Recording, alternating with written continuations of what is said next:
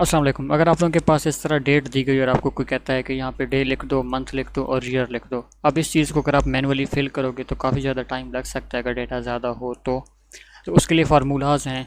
Simply आप लोग day के किसी भी सेल में जाएं, वहाँ पे इक्वल टू लिख के टेक्स्ट लिखें और ब्रैकेट के अंदर पहले रेफरेंस दें डेट की, उसके बाद कॉमा लगा के 4 बार डी लिख दें।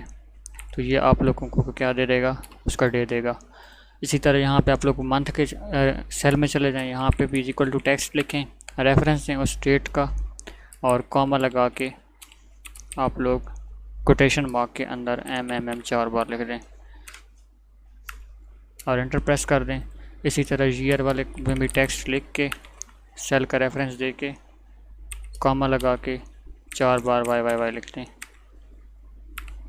तो इस तरह ये आ जाएंगे। आप इनको सिंपली आप लोग नीचे ड्रैग कर लें तो ये आप लोगों के फार्मूले नीचे पे पुट हो जाएंगे।